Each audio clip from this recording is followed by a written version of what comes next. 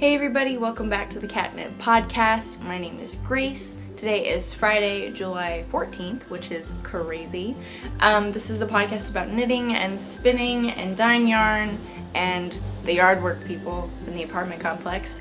Hopefully they will die down soon. Baking, spinning, I already mentioned spinning, books, cats, literally anything, but specifically knitting because that is what I love to do most. It is probably going to be a lighter episode this week, even lighter than last week, and I said last week was going to be light, but that is only because I have worked on only one thing. So, we'll see how that goes. So, without further ado, if you'd like to grab something tasty to drink, I have my tea, like always. You can come back and join me for some crafty chat. And of course, all my various social medias will be linked down below, as will the show notes and the Ravelry group. That'll be linked down below. I have a Ravelry podcast group. If you go to Ravelry, click on the groups tab and search the Cat Knit Podcast, it'll pop up there. I also have a online yarn store where you can buy some yarn that I've hand dyed. It's the catknityarns.bigcartel.com. All my social medias, if you have to pick one, I highly recommend Instagram. That's where I'm most active for sure. So, fun stuff there. Is there anything else I need to say? I don't think so. One thing that I will like to say is that there have been so many new subscribers to the YouTube channel recently and so many new followers on Instagram. I don't know where you've come from, but wherever you come from, if you're new here, thank you so much for subscribing. I really appreciate it. It makes me smile when I see I have a new subscriber, and if there's a comment or whatever, if there's a like, it just brings joy to my day. So thank you so much for doing that. I really appreciate it. You definitely don't have to by any means, but it is greatly appreciated. Another important information that is part of a knitting podcast. Usually I'm wearing a little bit of knitwear. Wearing more knitwear today. Surprise, surprise! This is one of my favorite shawls ever that I've ever made. And it's not a fancy shawl by any means. It's definitely one that like everybody has done. It's a Color Affection by Vera Valimaki. It is a wonderful pattern, and this is actually my second one that I made. I just love these colors together. It's just so much. I made, my first one was gray and black and a lime green, and I loved it. There was something with the yarn overs and knit front and back or something like that. I cast off too tightly too, so the bottom was a little wonky, the increases were a little wonky. It definitely was not my finest moment, so that's why I wanted to make another one. And I also wanted to use Brooklyn Tweed Loft, which if you've ever knit with any kind of Brooklyn Tweed yarn, you know how amazing it is. It is literally the squishiest, like, lofty yarn that you could ever imagine. And when I say lofty, I mean it's just very, like, puffy. It's very squishy. It's got a lot of air inside the yarn, and it's just so amazing. Which I know probably isn't the best descriptive word for the yarn. Amazing. But it truly is amazing. It is also very homespun looking, so it looks very like organic, and I don't know how well you can see that here, but it looks like it's hand spun, but it's actually not. And I knew I wanted to use these colors, and so it was a goal for me to get this done in order to take it on my study abroad that I went on to France 2 years ago. And I wore it the entire time. I loved it. I got so many compliments on it, which was really cool. And yeah, it's special because of that, and also I just love it because I love the yarn. I love the colors. It goes with literally everything. I have a project page on I have a project page of all the information for this shawl on Ravelry, so I'll link that in the show notes, so don't worry, you can go and check out all that jazz. But yeah, this is definitely one of my favorite shawls, and it just has good memories with it, and I love it, and I'm so glad that it's lasted this long, because you never know what could happen with wool. So that is what I'm wearing. In regards for content for this week's episode, it is particularly light because I've only worked on one thing, and it's not because it's been a busy week or a different week or anything like that. I've just been really excited about this one project. So I've gotten so much progress on this thing. Like, it's kind of crazy. I'm very surprised at myself. I'm very proud of myself. I'm very surprised as well. So there's only one thing, but I have a couple ideas of things to discuss about later, so it's not just a 15-minute episode. So, because those are great sometimes you just need a really short episode, but most of the time you want a decently long episode so you can get some progress on your own knitting, because that's what knitting podcasts are great for. So what is this one project that I've worked on? The chair's about to squeak crazily, so I do apologize. That wasn't that bad, but that's okay. It still creaked.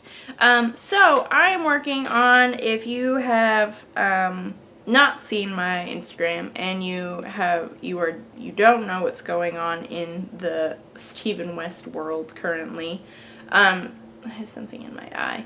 Stephen West is having a West Knits fade along, which is like, don't even hesitate, sign me up immediately, I want to do it. So, and that started last week, I think, or 2 weeks ago.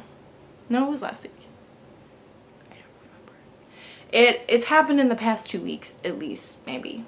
Either 1 week or 2 weeks, I don't know. But it's happened recently, and I have gotten so much progress on my dotted rays speckled fade.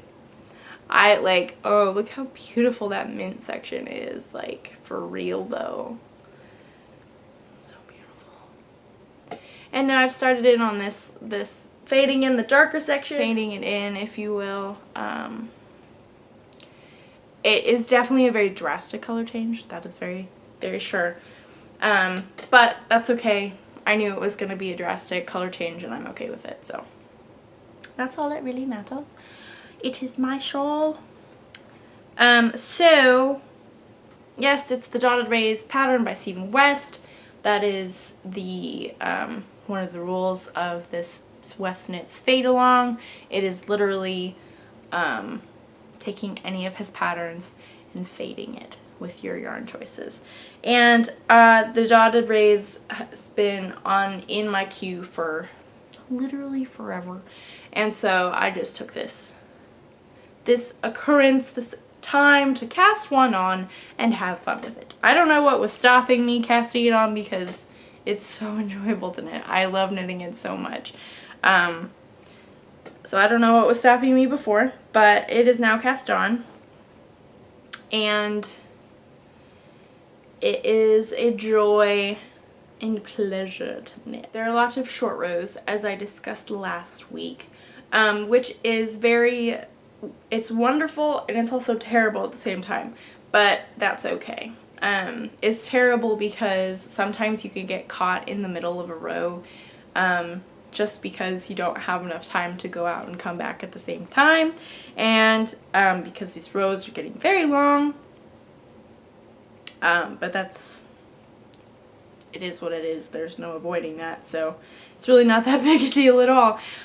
One thing though, you do have to be kind of careful to make sure you know where you are doing your wraps and turns, or your short rows, because especially when you're doing the stripes, because it will, one, look really wonky, and two, then these little yarn over holes won't line up correctly, and if you get one wrong, then they're all gonna be off because you go to a certain point before the other one that you might have messed up on, and then everything is just kind of slightly misaligned.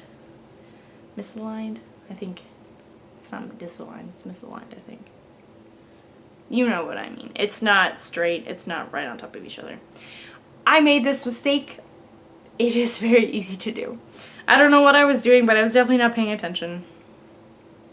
And so, thankfully, I figured it out because I couldn't remember how many stitches I needed to knit to before the previous short row wrap and turn thing. And so I counted the stitches of the one I'd done previously, and I was like, I don't think it's that many stitches. So then I counted the one before that one, and that was 14 stitches instead of 16 stitches. And I was like, great, how do I fix this? I thought I could just get by, and then I realized that the yarn overs would be misaligned, and I was like, okay, well, I don't want to take out however many rows of this because that would be a pain. And also my yarn, one of my yarns is particularly fuzzy, so the fibers like grip together, so frogging it is definitely not the most pleasant of experiences, so I wanted to avoid that. And thankfully I was able to finagle.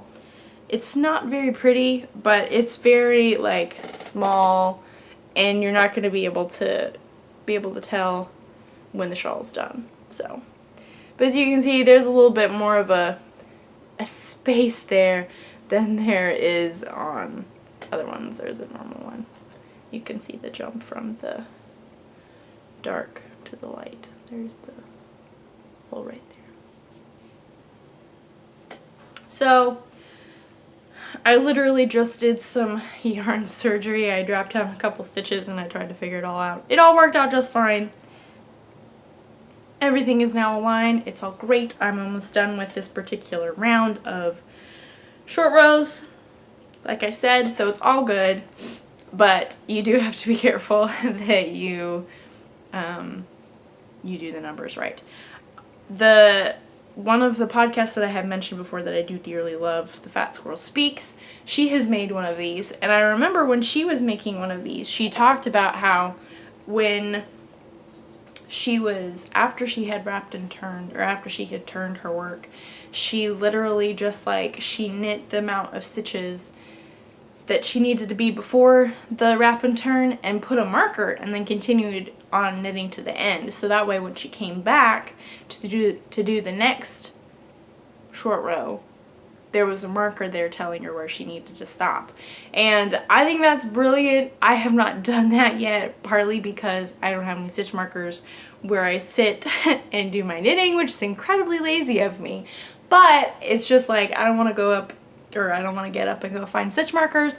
And also, I think I can make it because it's literally just counting stitches, but then I make a dumb mistake like that. So clearly I'm not capable of always doing it correctly. I really need to put a stitch marker there, but probably do that after I'm done recording. But yes, it's just a very like surefire way to make sure you're doing the right amount of stitches for the short rows. So I highly recommend this pattern. It is so much fun. It's so easy. It looks complicated. It's really not. It's very quite wonderful. So let's go over my yarns. I do have it on my project page on Ravelry, but let's go over it now on the podcast because that's fun and interesting news. There's lots of ends everywhere. So this top white color is Madeline Tosh Mow Light, so it has a bit of a fuzz to it because of the mohair in the antler colorway. This is left over from my old romance cardigan. And then it fades into this beautiful mint. That's better, now you can see it a little bit better.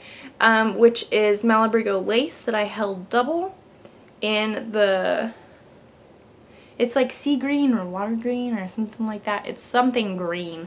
But it's just a beautiful mint that the colorway name is on my project page. So it's very, very beautiful. And then here, which you cannot see very well. Here we go. Let's bring this a little bit closer. There we go. That is very accurate. Thank you, natural lighting. So this dark teal here is also a Malabrigo in the Macheta, or Machita, something like that. It's their single, in the teal feather colorway, I think.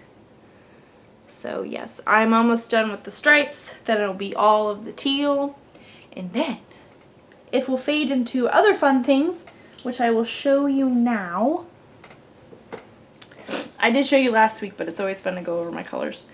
It'll fade into this beauty, which has a lot of purples and pops of like mint and stuff. This is Madeline Tosh Merino Light in the colorway Mandala. Next, we're going to fade into some handspun singles. I don't remember, this is very old, I don't remember what this fiber is or where it came from or what the colorway name is. I do apologize, but this is handspun. So from there to there. Last game will also be some handspun. Again, I don't remember where the fiber is from. It's very old. So those are the last three colors of the actual shawl, and then the border.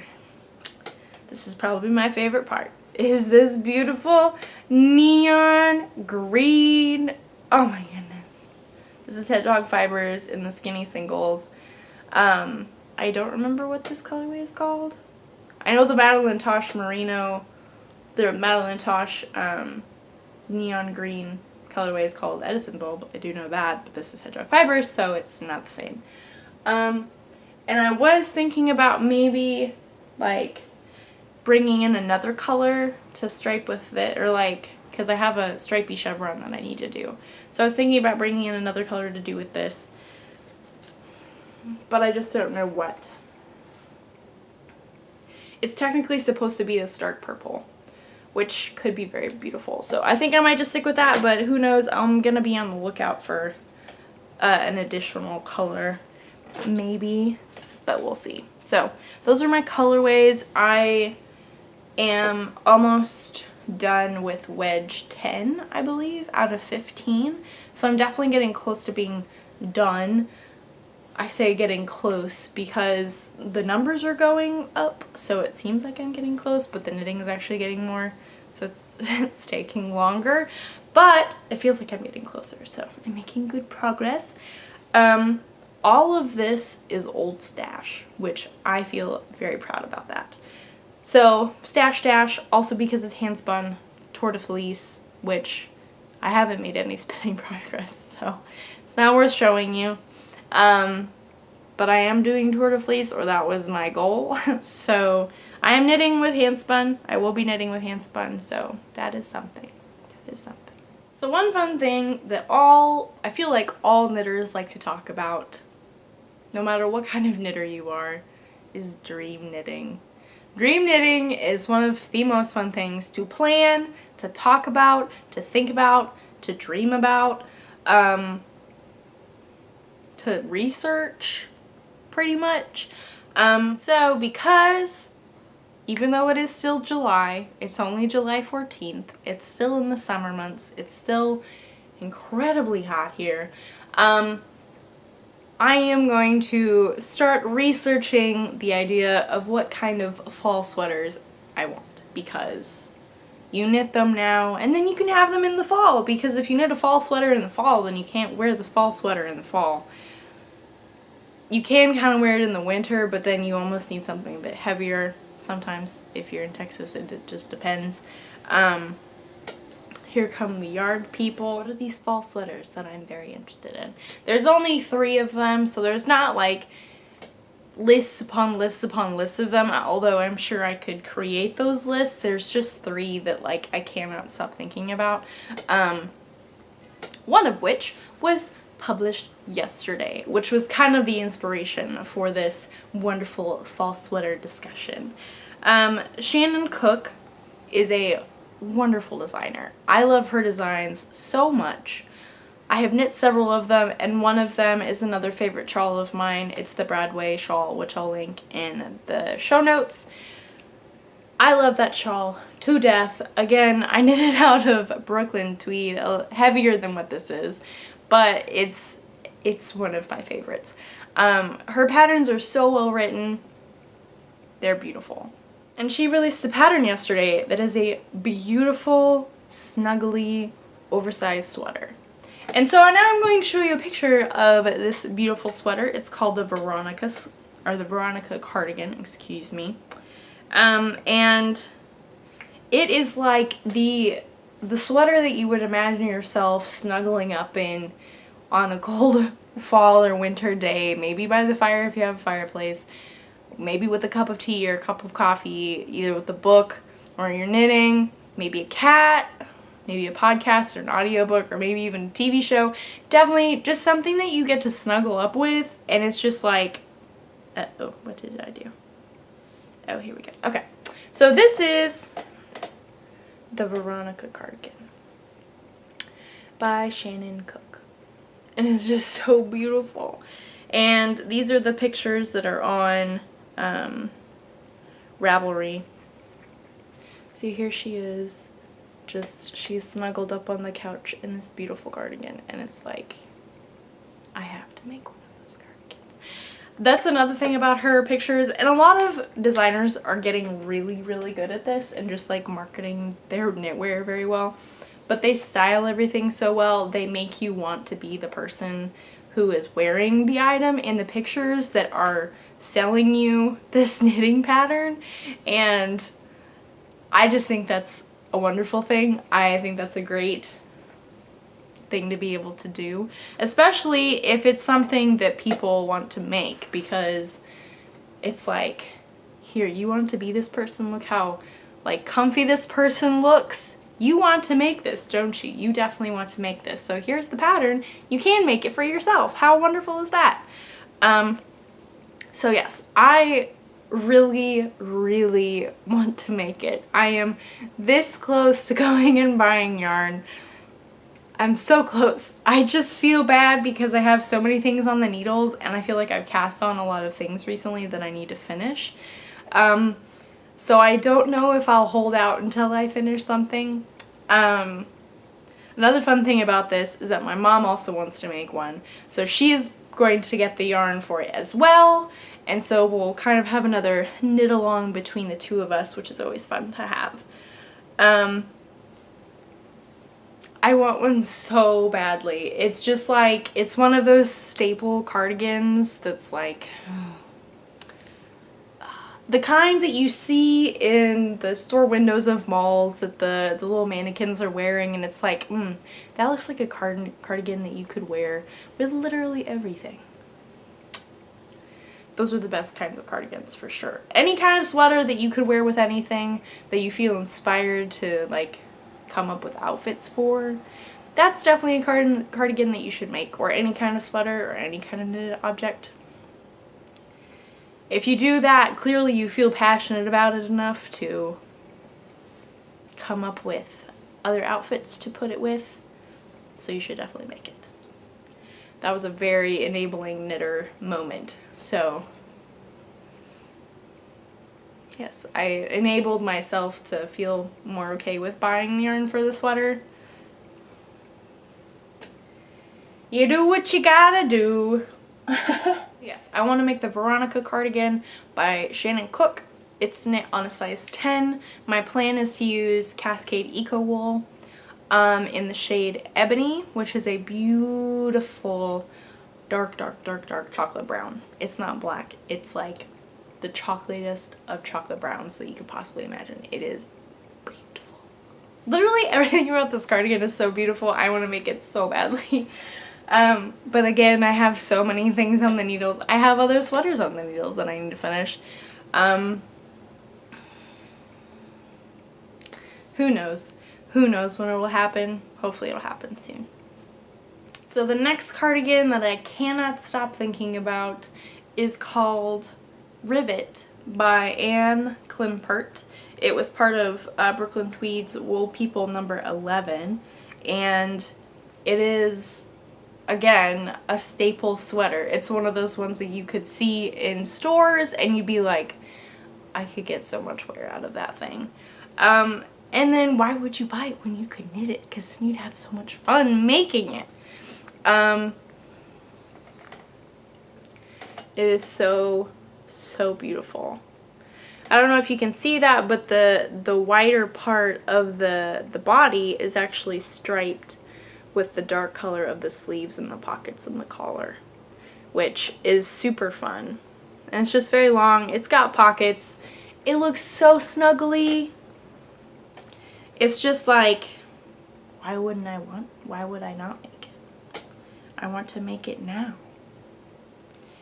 Let me see if I can find the body of the, if you can see this better. Oh, there's the balcony. Yay for the glare. So that's what that looks like. It's just striped. Very simple. Looks like it seamed. No big deal. So beautiful. I don't have a yarn in mind for that. Of course, if money was no object, I would definitely want to make it out of the Brooklyn tweed shelter because that stuff is amazing.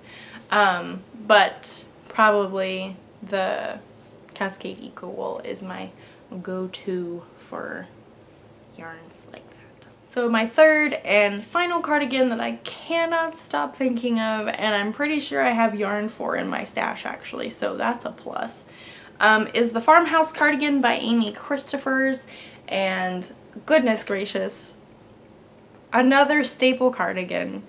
It's just, and so cozy, and it's got buttons, and it's like, I need to make it now. It's got wonderful texture on the front, and it just looks so snuggly. Again, I want to have this purple dress. I want to have that sweater. I want to be wearing that sweater. It also has pockets. How can you go wrong with that? My plan is, here's a picture of the texture on the back. It looks like a broken rib, pretty much. And these are her pictures on the Ravelry page. I believe, I'm not sure how much yardage I need for my size. I have not even looked to see what size I would be making, but I have several balls of, or skeins of other colors of Cascade Eco Wool. I just really want to make the Veronica cardigan out of ebony. It's just, I just cannot get it out of my mind. It's just so beautiful. I do have a beautiful, I think they call it the Shire. It's like this beautiful deep forest green, but it's more blue, so it's, or it's not blue, but it's got blue undertones, so it's not like a camo-y green. It's more of like a rich greeny green. Does that make sense? I don't know. So I have that. I also have leftover, I'm getting a text message. My sister has just texted me. Hello, Katie. I also have leftover eco wool from a sweater that I need to frog at some point. That's a very like lovely gingery color. So I have options. I just need to make sure that I have enough, and if I don't, that I just need to get an extra skein of that particular color that I want to make it out of. I think it would be beautiful in that forest green. I just think it would be so amazing. I want to make it so badly. But also there's the Veronica cardigan, and then there's the Rivet cardigan, and then there's the Brecken cardigan that I already have on the needles, and the Old Romance cardigan, and then I have all these things that I need to finish that I just don't. I'm working on it. I'm working on it. I definitely have a lot of things on the needles, that is for sure. I'm not a monogamous knitter by any means. I don't think I could do that. I think it would probably drive me a little crazy. But more power to the people who can do that. I think you probably live a much more organized knitting life than people like me who have all the things on the needles at all the times. But it is what it is. I'm happy that I am the knitter that I am. So that's all that matters. So for the knitting content, that's pretty much it. That's all I've gotten done and all my knitting plans for the future. My dream knitting that I've been thinking about this week. I've got a lot of baking done. I made some, it's called autumn bread, but it has bananas and carrots and zucchini in it. It sounds like a kind of like an icky health bread, but it's actually delicious. It's so good. I'll link that in the show notes. I also made some sugar cookies, and if you follow me on Instagram, you probably saw a picture of it yesterday. Those are so much fun. I'm really glad I made them, and they're delicious. They probably won't last very long. And then tonight or this afternoon, technically it's Friday afternoon, yesterday afternoon when you watch this, because you'll watch this on Saturday. Friday today, July 14th, is our 6-month anniversary for our wedding. We got married in January 14th, so it's 6 months. That's very exciting. We're gonna go out to dinner, have a fun time, and I'm gonna make a little chocolate cake because why not? I have the ability to bake. Take advantage of that. Celebrate with a cake. So I need to do that this afternoon. That is fun and exciting. There's no spinning information. There's no real book information. I feel like my book and audiobook experience kind of comes and goes. Like sometimes it's like I'm just like listening to them like nobody's business. I'm finishing books like nobody's business. And then other times I'm just like, well, which audiobook do I listen to today? I don't know. It just really depends on my mood or what I'm doing, maybe. Or if there's like a TV show that I want to have playing in the background, or if there's a podcast I want to listen to. So yes, it's been very quiet on the book front, but that's okay. I'm sure it'll pick back up at some point. We're going on a road trip this coming weekend, so I do need to figure out podcasting stuff in regards to that. It might skip a week, might not skip a week, I don't know. I will let you guys know. If anything, if there is a podcast, it will be much, much, much earlier than it would be before. Maybe. I don't know. We'll figure it out. Just know that there might be some changes next week. But yes, so we're going to Ponca City, my hometown, because a good dear friend of mine is getting married, which is so exciting. And so we're going to go up to Ponca City and celebrate with all my friends, all the people. So much fun. Just celebrate good friends getting married, which is very exciting. So that means that I have a lot of knitting time ahead of me in the car, because it's probably around a 3.5 hour, 4 hour drive to Ponca from Dallas. So it's not bad at all, but it's definitely a good chunk of knitting time, and I'm very excited. My husband and I have been saving up podcasts to listen to along the way and just making a list of new ones we want to listen to, so I'm very excited for that. There might also be a possibility of some Disney music, maybe, because that's what I want to listen to, because I just love Disney music. It's fun to sing along to, and my husband is a wonderful sport and puts up with it. So there might be a little bit of that, but probably mostly podcasts, which is super fun. Just as long as I'm knitting, I'm totally happy. So yes, I have a lot of knitting planning in the future. Oh, that would be good. The Veronica cardigan would be a good card knitting. I really want to order the yarn. I'm trying to justify it in my mind, but I can't. I could. I know I probably shouldn't. I just don't know. Who knows? I think that is it this week. Hopefully the apartment complex people have not been too loud. I've done my best to podcast around them, but I'm sure a little sound got in. It is inevitable. But, yes. I think that is all for this week. Thank you so much for joining me again this week. I really appreciate it. If you are a returning viewer, thank you so much for coming back. I really appreciate it. If you are a new viewer, welcome to the podcast. I hope you enjoyed what you saw.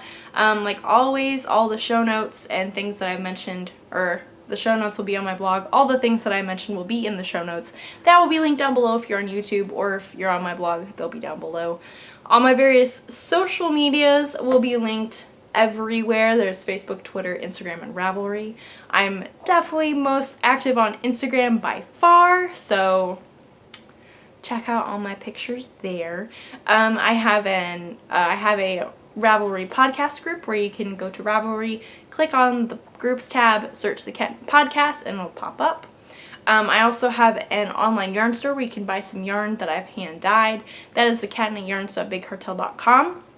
I hope you have a wonderful, wonderful crafty weekend. I have crafty plans for sure, and we also have a wonderful fun night of celebrating being married 6 months tonight, so that is exciting. And yes, I don't know when exactly I will see you next week, but it'll be definitely next week at some point, I think. If not, I'll let you know. So I guess that's all I have for this week, and I guess I'll see you guys next week. Bye!